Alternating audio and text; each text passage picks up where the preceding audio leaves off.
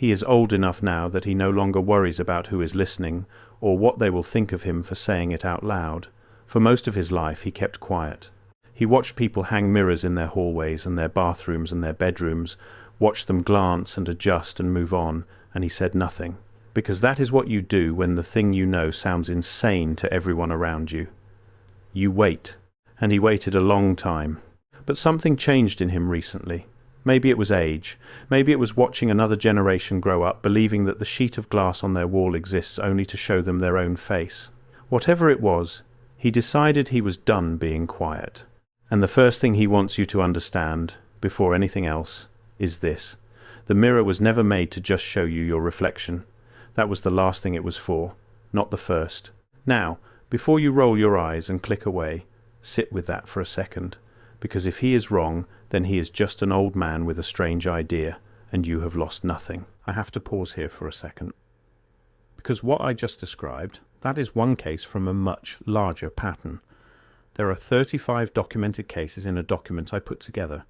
Different cities, different decades, different types of evidence. Every single one follows the same sequence: discovered, documented, acquired, disappeared. I could not fit all of it into a video. It's in the pinned comment below. Find it before we continue. But if he is right, even a little, then something was taken from all of us so quietly that we never even noticed it was gone. And that is the part that should bother you, not the claim itself, the silence around it. He grew up hearing stories that did not match the world he was handed in school.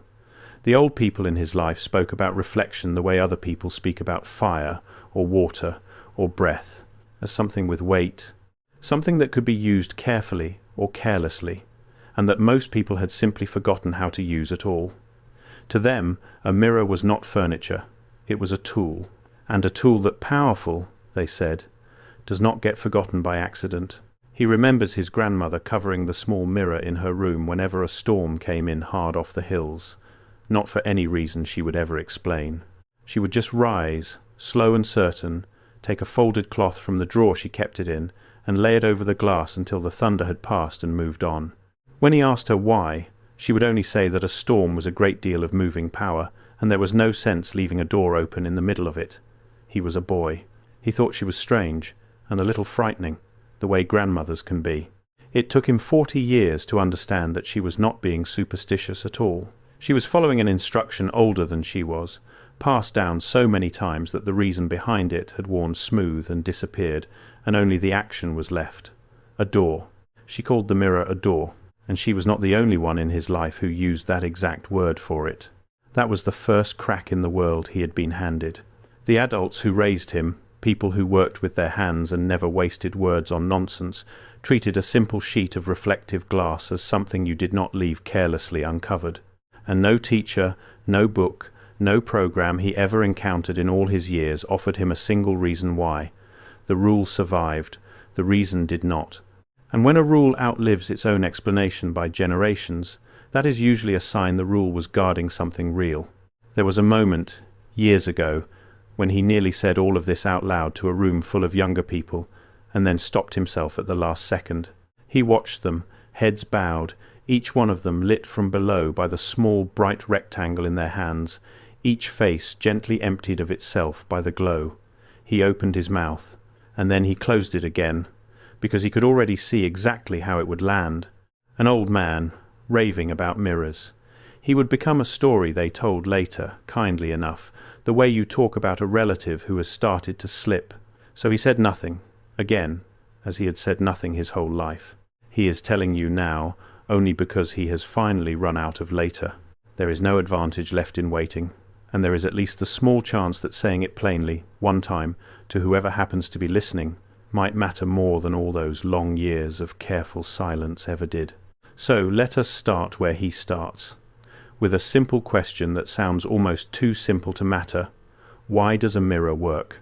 You will say, light. Light bounces off you, hits the polished surface, bounces back into your eyes, and you see yourself. And you are not wrong. But notice what that actually describes. A mirror does not create anything. It does not add anything.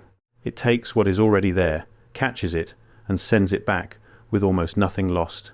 Think about how rare that is in the physical world. Almost everything absorbs. Almost everything eats a little of the light, a little of the sound, a little of the energy that touches it. Walls, cloth, skin, wood, stone. They all drink what hits them. The mirror refuses. The mirror is one of the only things a human being ever made that gives back nearly everything it receives. The old man says that is the whole secret hiding in plain sight. A mirror is not a window, and it is not a wall. It is a thing that returns. And the people who first learned to make them clean and true understood that they had built something that could send force back the way it came. Light was only the beginning of what they believed could travel that way. Before there was glass, before there was even polished stone, there was water. That was the first mirror, and it is worth sitting with that, because it quietly changes everything about how you picture the beginning of this story. The first time a human being ever saw their own face, it was looking back up at them from the still surface of a pool. Dark water at dusk, or a bowl of it carried carefully indoors and set down and allowed to go flat, so flat that the sky and the face rested together on top of it. And water, unlike glass, was already sacred long before anyone thought to gaze into it. It fell from the sky and gave life. It carried the dead away downstream. It marked the edge of every world the old peoples ever imagined, the crossing you made to get from here to somewhere else. So the very first mirror a human ever looked into was not a neutral surface at all. It was already a threshold, already a boundary between the living world and whatever waited beneath it. When people finally learned to make a mirror out of polished stone, and much later out of glass, they were not inventing something brand new. In a sense, they were capturing water. They were freezing that trembling, sacred, dangerous surface and hanging it on a wall where it would stay still and obedient and always available. And the old man wants you to feel how strange that actually is. We took the most feared boundary in the ancient world, the dark water you did not lean too far over at night, and we mass-produced it, framed it in plastic, and hung it above every sink in every home on the planet. We tamed the doorway. Or, at least, we told ourselves we did. Now, here is where he asks you to slow down, because this is the part where most people either lean in or leave. For almost all of human history, mirrors were not cheap, and they were not common. A good mirror was a rare and expensive thing, closer to a jewel than to a household object. Kings kept them. Temples kept them. Wealthy houses kept them locked away and brought them out with ceremony. And making one was a genuine ordeal, closely guarded by the few who knew how. To turn a plain sheet of glass into a true mirror, the old makers coated the back with a thin skin of metal, and for a long stretch of history the finest method used mercury, laid down with tin into a bright and poisonous amalgam. The workshops that produced these surfaces were secretive places, and the men who breathed those fumes for a living paid for it with their hands, their nerves, and very often their minds. The knowledge of exactly how to do it was hoarded, protected, and in some places forbidden to leave a city under threat of death. Sit with that for a moment. A society does not guard the secret of making a decoration that jealously. You do not threaten to kill a craftsman for smuggling out the recipe for a pretty ornament. Whole trades and fortunes were built around controlling who could make these surfaces and who was permitted to own them. And the old man asks the plain and obvious thing. Why would a simple looking-glass be treated like a state secret and a guarded weapon, unless the people at the very top of things understood it to be something far closer to both than we are ever told? And the strange part, the part that never made sense to him as a boy, is how many of the old stories treat these objects with open fear. Think about the superstitions that survived, the ones your own grandmother might have told you without ever explaining where they came from. A broken mirror brings 7 years of bad luck. Why 7? Why that specific weight of misfortune for a piece of glass? Cover the mirrors in the house when someone dies. Why? What is going to happen if you do not? Do not let a mirror face the bed while you sleep. Do not look into a mirror by candlelight when you are alone. Do not let a young child stare too long into their own reflection. We keep these rules like habits. We repeat them and laugh at ourselves for repeating them. But every one of them treats the mirror as something that can do harm. Not the glass, not the frame, the reflection itself. Ask yourself honestly, when is the last time you heard a superstition warning you about the dangers of a painting, or a photograph, or a window? There are almost none, But the mirror is wrapped in warnings in nearly every culture that ever made one. Different peoples, different continents, no contact between them, and yet the same instinct arrives again and again. Be careful with the thing that reflects you. Go looking, and the pattern only deepens. In some places it was said that a mirror should never be the first thing a newborn sees, that a baby held up to the glass too soon might have its growth or its spirit snagged on the surface. In others, a mirror in a home where someone lay dying was turned to the wall the moment the breathing changed, so that the departing spirit would not catch sight of itself and be trapped, or worse, so that it would not reach back through and take a living face along with it. Travellers told of houses where every reflective surface, the mirrors, the polished pots, the still water sitting in the basin, was covered the instant a death was announced, and left covered until the body was safely in the ground. Not some of them, all of them, because you could never be sure which surface the thing might choose. And there is the fear of the double, the reflection that moves a half-second wrong, the face in the glass that holds your eye one beat too long after you have already looked away. Nearly every culture that made mirrors also made stories about the thing on the other side that only pretends to be you, the twin that is not a twin, the copy that wants out. We turned those stories into horror films and forgot that they were once instructions, warnings, handed down with the same seriousness as do not eat those berries and do not drink from that pool. The people who made these rules were not frightened of nothing. They were frightened of something specific enough that they built the same defences against it a whole world apart, without ever once comparing notes.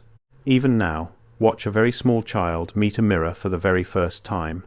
There is a moment before recognition arrives, and it is not delight, it is caution. The child goes completely still. It studies the other child in the glass with a wary, searching seriousness, reaching out, pulling back, tilting its head to see whether the other one obeys. Only later, once an adult has laughed and clapped and named the whole thing a game, does that wariness get trained away and replaced with play. The old man wonders sometimes whether that very first instinct was the honest one, whether the child, brand new to the world and not yet taught what it is supposed to ignore, was actually seeing the situation more clearly than any of us managed to. Something is there, something is copying me. That deserves caution. We spend the rest of our lives slowly unlearning that first careful look until we can pass a mirror 100 times in a single day and feel absolutely nothing at all. The old man says that is not coincidence. He says that is memory. A memory too big to kill all at once, so it survived in pieces, broken down into rules and rhymes small enough that no one ever thought to question them. But the superstitions are only the shadow of the thing. To really understand what he is trying to tell you, you have to go back further than the grand houses and the framed glass. You have to go back to the very first made mirrors, and to the people who kept them, long before clear glass existed at all. The oldest mirrors were not glass, they were stone, polished patiently over a very long time, until the surface went dark and deep and still, like water at night that has forgotten how to move. Volcanic glass, worn and smoothed by careful hands across many seasons, until it held a reflection you could almost fall into. And here is the detail the old man keeps returning to, the one he cannot let go of. In the cultures that made these dark stone mirrors, they were almost never used for grooming. They were not for checking a face. They were used for seeing. Not seeing your reflection, seeing through. The people who kept these mirrors were the ones a community turned to when it needed to know something it could not know by ordinary means. The healers, the ones who spoke for the people to whatever they believed stood behind the visible world. They would sit before the dark surface, in low light, and they would look, and they would wait. And what they described was not their own reflection at all. They described the mirror going soft, going deep, becoming a doorway, a place where the line between here and elsewhere thinned just enough to pass a message through. Picture one of them at work. The fire is low, kept deliberately low, because too much light kills the effect, and they knew it. The healer sits with the dark stone balanced on a cloth in their lap, or propped against the wall of the chamber, and they do not move for a long time. Their breathing slows. Their eyes lose their focus, and then find a different kind of focus, the way yours might if you stared long enough into deep water at night. The surface of the stone is black and bottomless and perfectly still, and in the flicker of the low flame it stops looking like a solid object at all. It begins to look like an opening. a window cut into the dark. And into that window the healer speaks, or listens, or simply waits, on behalf of a sick child 3 houses away, or a village that needs to know whether to move before the season turns against them. This was not entertainment. This was not a trick to amuse guests. This was a person carrying out the most important work their community had, using a polished piece of volcanic stone as the instrument, the same careful way a surgeon uses a blade. And when the work was done, the stone was wrapped and put away with enormous care, and it was not brought out again until it was truly needed. Compare that, the old man says, to how you use the far more powerful mirrors that surround you now, constantly, carelessly, for nothing at all. And it was not only the healers of one place. Wherever you go in the deep past, you find the same practice waiting under 100 different names. A dark surface, a low light, a quiet and emptied mind, and a patient watcher waiting for the depths to move. Some used still water held in a dark bowl. Some used polished metal. Some used ink pooled in the cup of a hand. Some used a stone worn black and glassy by the earth's own fire. The materials shifted with whatever a people happened to have, but the method underneath them barely changed at all, from one edge of the world to the other. That is the thing that keeps the old man awake at night. Not that one group of people did this, that everyone did. As though they were all responding to the very same discovery, arriving at the same place by completely different roads, because the place was real and every one of those roads happened to lead there. Now you can call all of that imagination. You can call it trance, or firelight, or a tired mind playing tricks on itself. Maybe it was. But the old man asks a sharper question. If the mirror was only ever a way to see your own face, then why did nearly every ancient people who made one, independently, with no way of copying each other, arrive at the same use for it? Not vanity, vision. Why does the mirror show up again and again across cultures that never met, as a threshold, as a way in, as something you look into carefully, because you are not entirely sure what might look back? The answer we are usually given is that ancient people were superstitious and did not understand how light behaves. But that explanation has always struck him as lazy, almost insultingly so. These were people who could track the stars precisely enough to raise stone that lined up with the sun on a single chosen morning of the year. People who understood the movement of the heavens well enough to plant, to travel, to predict the seasons before they came. They were not fools frightened of their own faces. They were careful observers of a world we have mostly stopped bothering to observe. And when careful observers treat a thing with caution for thousands of years across the whole surface of the earth, dismissing them entirely might be the least intelligent response available to us. So what did they actually think was happening? What did they believe a reflection truly was? Here is the idea, and it is older and far more widespread than you might guess. Many peoples believed that your reflection was not merely an image of you, it was connected to you, a genuine part of you, thrown out onto the surface and held there for exactly as long as you stood before it. This is why so many cultures feared having their reflection, and later their photograph, captured and kept. It was not vanity turned inside out. It was the belief that a piece of you could be taken, held, and used by someone else, that the reflection was a real extension of the self, thin and fragile, but real.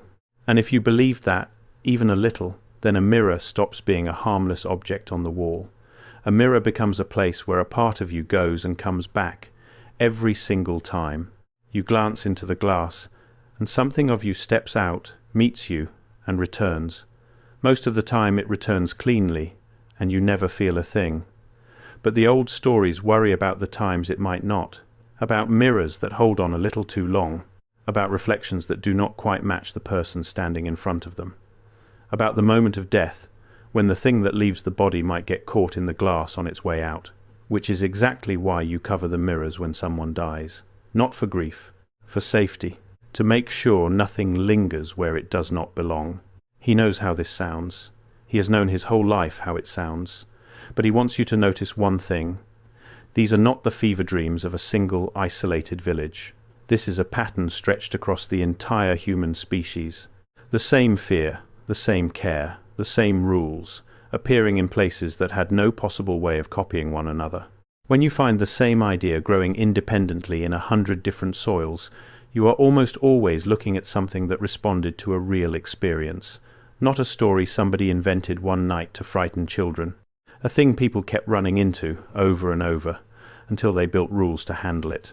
And that brings us, at last, back to the buildings, because this is the part he most wants you to see, and it is the part that is hardest to explain away once you have truly looked. Have you ever walked into one of the old grand halls? Not a modern hotel dressed up to look old, a real one.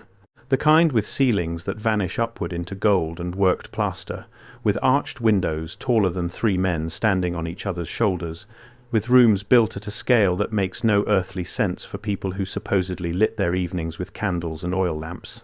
And in so many of these places, running along the walls, you find them. Mirrors, enormous ones, floor to ceiling, framed in gold, placed in careful rows, facing each other down the entire length of the room. We are told these were decoration, a passing fashion. Rich people like to see themselves, like to make their rooms feel larger, like the glitter of it all. And maybe some of that is even true, but the old man wants you to actually picture the effort that went into it.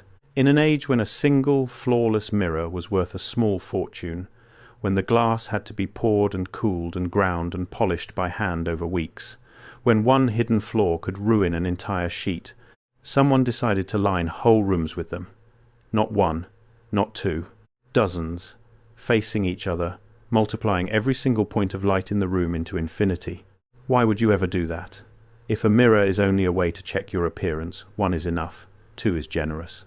But a hall lined on both sides with towering mirrors, arranged so that they reflect not you but each other, so that a single flame becomes 1,000 flames, stretching away into a tunnel of light that runs further than the eye can follow. That is not a room for looking at yourself.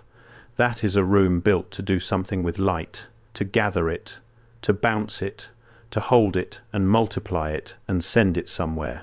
He is not claiming to know exactly where. He is asking you to notice that the official answer, decoration, simply does not match the cost, the care, and the geometry of the thing. When something enormously expensive is built with obsessive precision, before I go further, that document in the pinned comment. If you have not found it yet, go there now, because everything I cover in these videos is one piece of a pattern that only becomes visible when you see all 35 cases together. The document shows you the full pattern. What I can show you here is the surface. What is down there is everything underneath it. Pinned comment, now, then come back. And then waved away as mere vanity, that is usually the exact moment to start paying closer attention. And it only gets stranger the closer you look. Because those same halls, the ones drowning in mirrors, are so often the same halls filled with other things we struggle to honestly explain. Ceilings shaped like the inside of an instrument. Domes that carry a whisper from one side of the room clear across to the other. Materials that seem chosen as much for how they move energy through a space as for how they look to the eye. It is almost as though the whole structure was tuned, as though the building itself was an instrument, and the mirrors were part of how it was meant to be played. And these halls are not rare. That is the thing that undoes him a little every time he sits with it. They are everywhere. Across continents that were supposedly strangers to one another, you find the same impossible instinct expressed in stone and gold and glass. Vast interiors built at a scale no candle could ever properly fill with light. Ceilings worked into shapes that seemed designed to carry sound rather than merely to impress a visitor. And along the walls, again and again and again, the mirrors, facing each other, multiplying, always multiplying. If it were one culture, one ruler, one brief moment of shared taste, you could shrug it off. But it is not. It is a pattern that repeats in places the history books insist had no contact, built by peoples who supposedly could not have shared the idea between them. And when the same strange, expensive, precise idea shows up independently all over the world, you are usually looking at knowledge, not coincidence. Knowledge that everyone once had, and everyone expressed in their own local materials, because it was simply understood, the way everyone, everywhere, builds a roof against the rain. Nobody stands in a doorway puzzling over why so many unrelated peoples all independently invented the roof. It is just what you do, because everyone knows what rain is. The old man suspects that reflection, real reflection, The gathering and multiplying and directing of light, and whatever quietly travels along with it, was once exactly that obvious, that universal. That everyone knew what a hall of mirrors was for, the way everyone knows what a roof is for, and that the only reason it looks mysterious to us now is not because it was ever mysterious. It is because we are the ones who were made to forget. And notice who was allowed inside those rooms. Not everyone. The halls of multiplied light were the private ground of the most powerful people of their age, the crowned, the anointed, the ones who ruled. Whatever those rooms actually did, whatever the mirrors were truly there for, access to them was guarded as jealously as access to gold, or grain, or a standing army. The old man does not think that is a small detail to be waved away. If the mirrored halls were only ever decoration, you would expect the powerful to show them off to as many people as they possibly could, the way anyone flaunts a thing that is merely expensive. Instead, so often, the most astonishing of these spaces were kept close, entered rarely, and used for occasions the rest of the world was never once invited to witness. You guard access like that when a place does something, not merely when a place looks like something.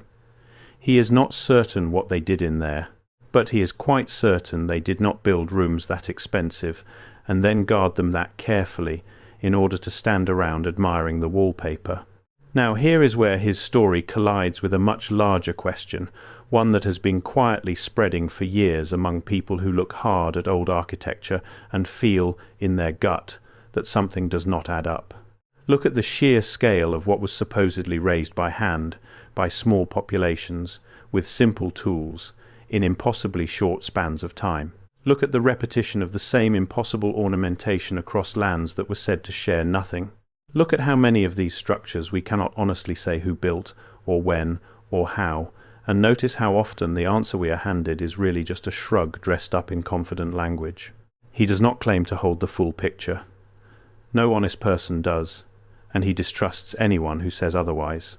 But he grew up being told, quietly, by people who had no reason on earth to lie to a child, that the world we live in now is not the first version of itself, that there was a way of building, a way of living, a way of working with light and sound and reflection that belonged to an older order of things, and that this older way was not lost the way a language is lost, gently, gradually, over unhurried centuries.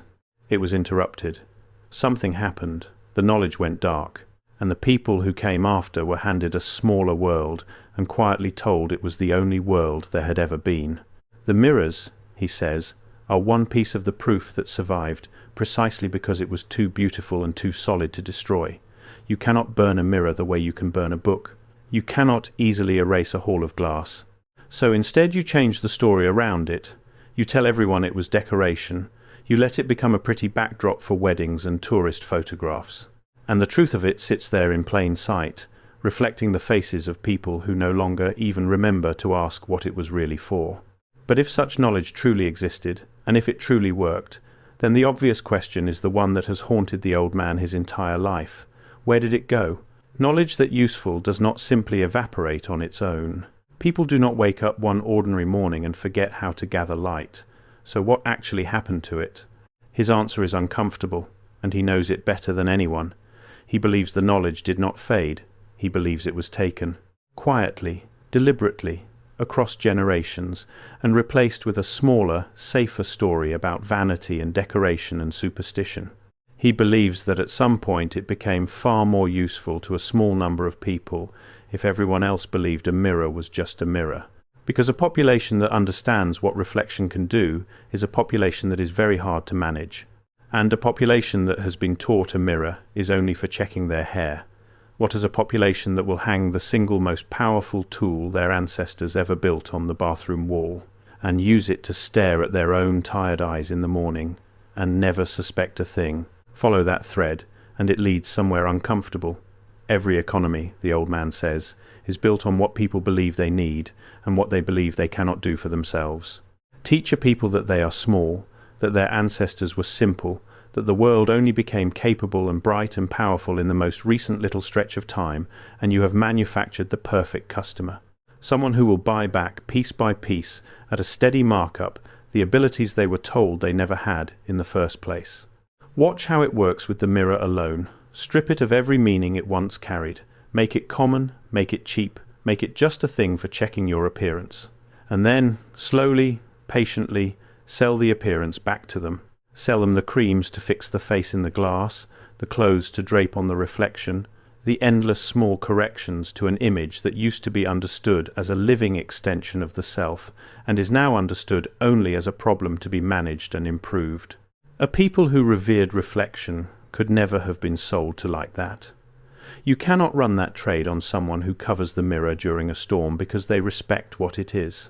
You can only run it on someone who has been taught the mirror is nothing, and therefore believes the reflection is nothing, and therefore will spend a lifetime and a fortune trying to fix a nothing that was never once broken.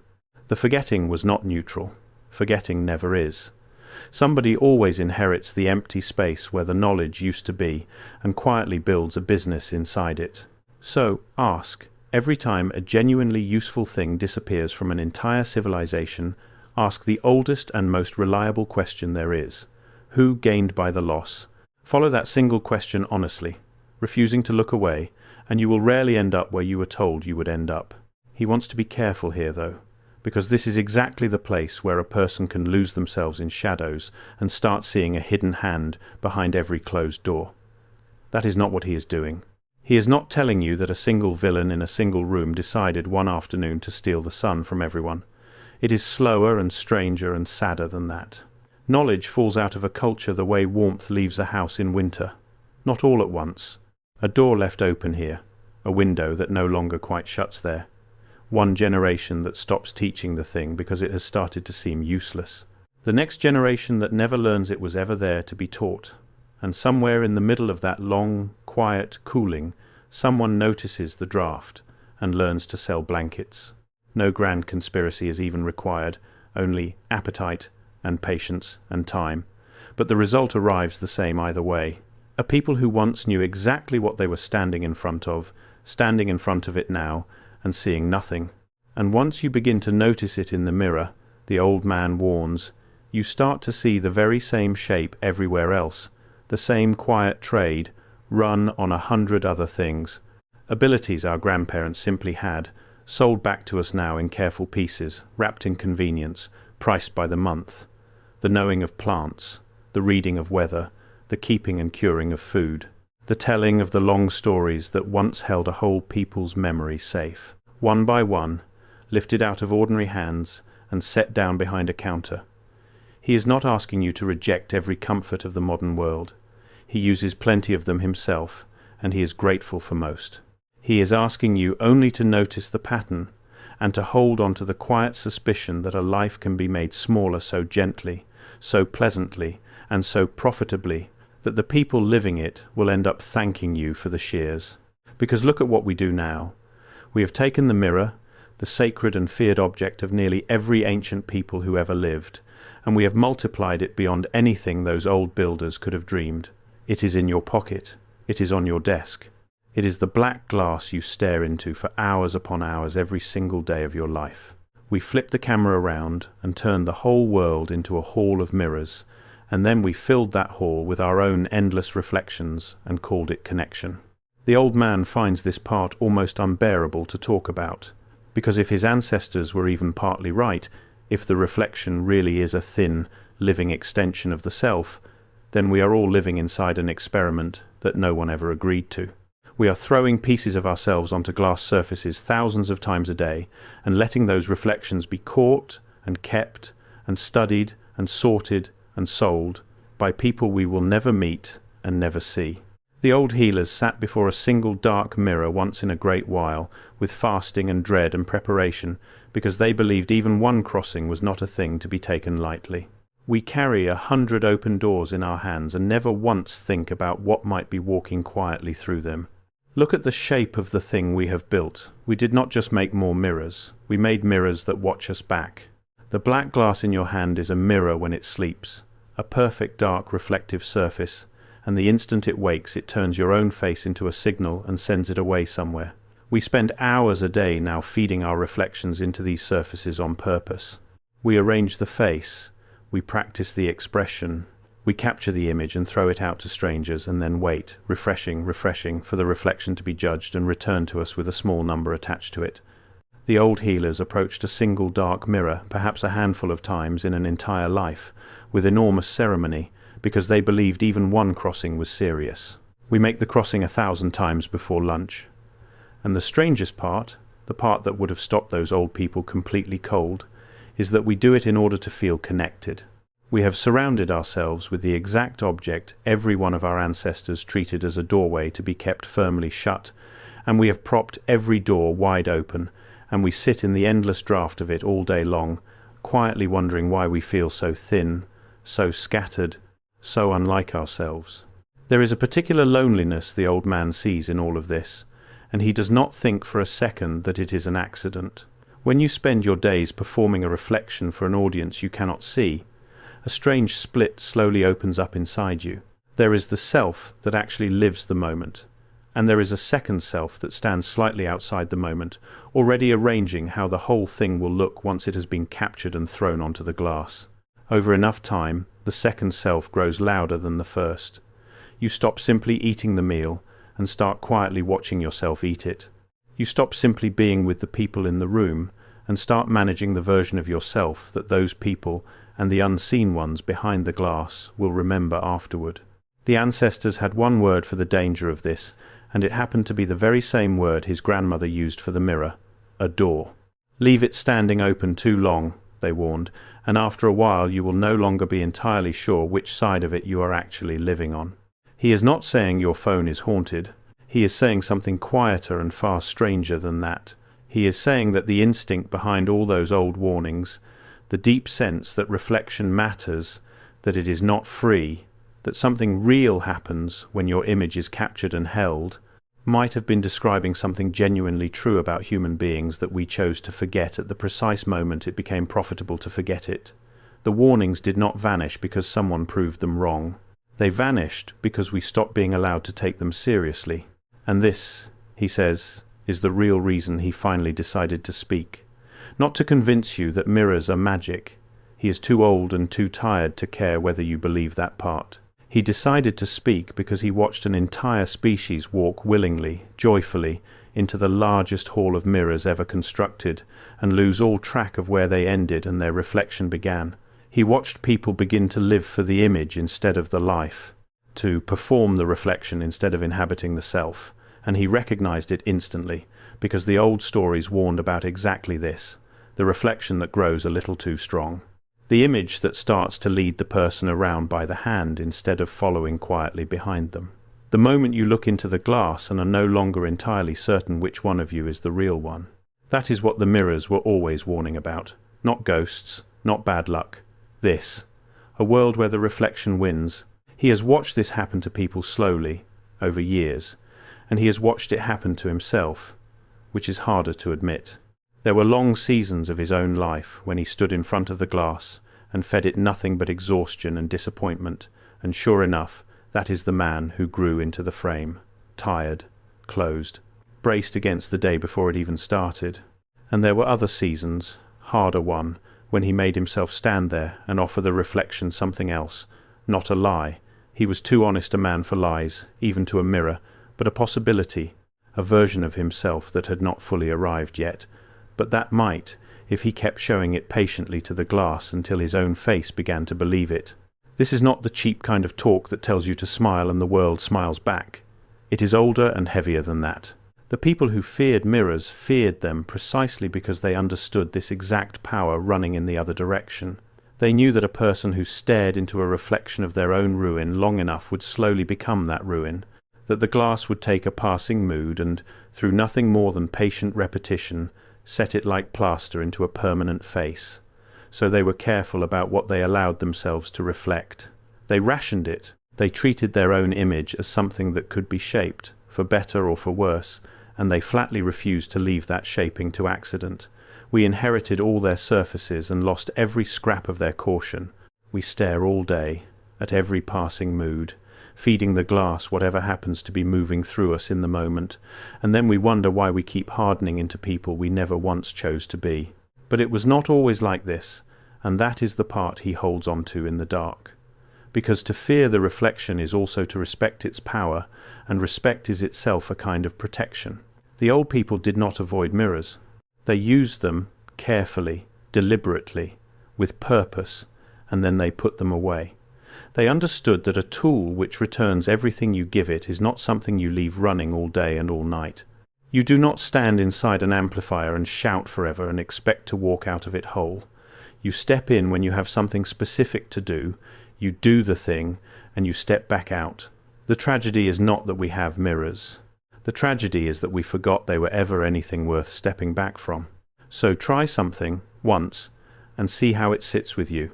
Tonight, before you sleep, go and stand in front of the largest mirror in your home and turn off every screen within reach and lower the lights until the whole room goes dim and soft. Do not perform. Do not fix anything. Just stand there and let yourself be looked at by the surface for a full minute, which will feel a good deal longer than you expect it to. Notice how quickly the urge rises up in you to check something, to adjust something, to escape the plain fact of your own steady gaze. That discomfort, the old man says, is worth paying very close attention to. It is the exact feeling of a tool you were never taught how to use, sitting there in front of you, waiting to be used properly for once. The old people could sit easily with that. We have very nearly lost the ability altogether. And getting a small piece of it back begins precisely there, in one quiet, undecorated minute in front of the glass, giving it something on purpose instead of by accident.